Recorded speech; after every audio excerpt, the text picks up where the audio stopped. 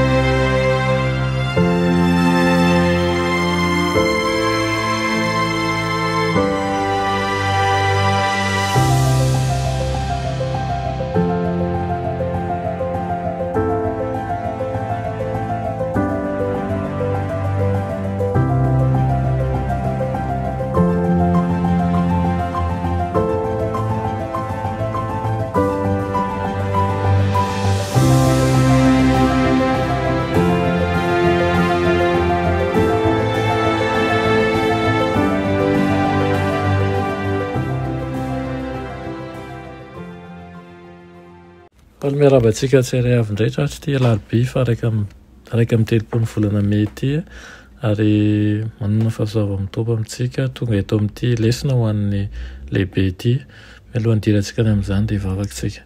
Tompoandriamanitra mbola misaotra anao izay efa nomena tombontsoa lehibe indray andray ny teninao an'io ny anangatanay dia ny amelanao ny fahadisoanay sy ny elokay rehetra fo azy ny fomampananay andray anao ary koa hanaiky ihany koa fa ianao lehibe voninahitra no namorona anay aminaran'i Jesosy. Amen.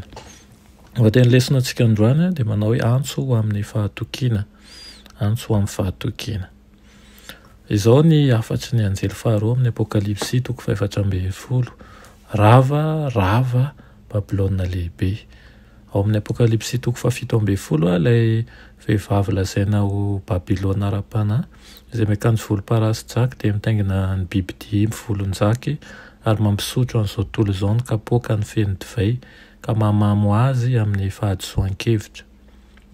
Mikambana ny fiangonana sy ny fanjakana, manjaka ny fahadisoan-kevitra, manao fagagana maro mba hamitana ny demonia, miazakazaka ho amin'ny fifanandrinana farany izao tontolo izao. Eo anatrehan'izany dia endrika indrehana, esoina ary ampahoriana sy enjehana ny vaokan'Andriamanitra kanefa mijoro tsy azo zongozonina amin'ny fanoloran-tenany izy ireo ao amin'ny Kristy sy amin'ny alalan'ny herin'ny fanahy masina. Tsy afaka ny andrava ny fahatokiana amin'ny Kristy ny fahefan'ny elo sy ny herin'ny ratsy rehetra. Voaro izy ireo ao aminy, izy no aro sy ero azy ireo, mpamonjy mora azo indrindra amin'ny fahoriana izy. Miantso ny vahoaka amin'ny andro farany ho mahatoky amin'ny tenin'Andriamanitra. Izao no vavaka nataon'i Jesosy hoe manamasina amin'ny fahamarinana, ny azy teninao no fahamarinana. Ny fahamarinan'ny tenin'Andriamanitra fa tsy ny hevitr'olombelona na ny lova-tsofiny, no kintana avaratra izay mitarika antsika amin'izao fotoan-tsarotra eo amin'ny tantarany tany izao. Indro misy fanambarana miavaka nataon'i Dr. Edward Isco, mpanoratra ny Standard Manual of Baptist Church tamin'ny taona 1893 dia miresaka tamin'ny vondrona mpitandrina batista anjatony izy ary nanaitra azy ireo tamin'ny nanaovan'ny fomba nidiran'ny alahady amin'ny fiangonana kristianina. Hoy izy hoe mampalahelo fa nitondra ny mariky ny fanompoan-tsampy sy ny petahana ny anaran'ny Andriamanitra masoandro ary noraisy ny fiemorana papaly sy nankatoaviny ny alahady ary natolo ny lova masina ho an'ny fivavahana protestanta izany.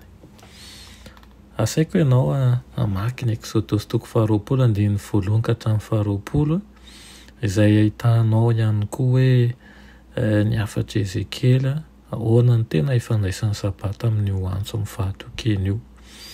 Raha fehezina manko ny Ezekela 20 dia antso mafy ho an'ny Israely izy io mba handaozan'ny fanaojentilisa sy hankohofana amin'ilay mpahary fa tsy amin'ireo andriamanitsy izy. Amin'ity tranga ity dia ny sampin'ny Egypta izany. Ao amin'ny afatry ny anjely telo dia mandefa antso mitovy amin'izany mba hiankofana amin'ny mpamorona Andriamanitra sady rava Babilôna. Ary araky ny fatatsika ny sabata sy ny fahatokiana amin'izany dia mitana anjara toerana lehibe amin'ireo toe-javatra iseho amin'ny farany.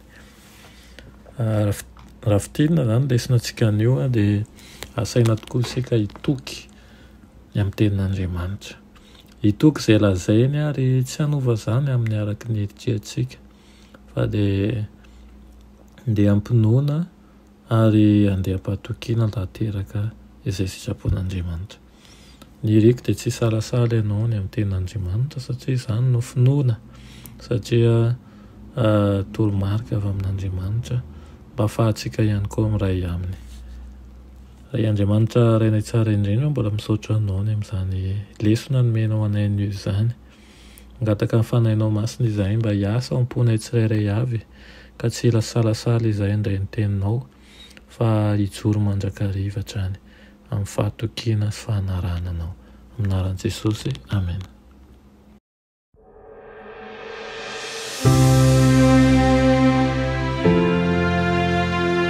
Mianatra eo an-tongotry Jesosy isan'andro.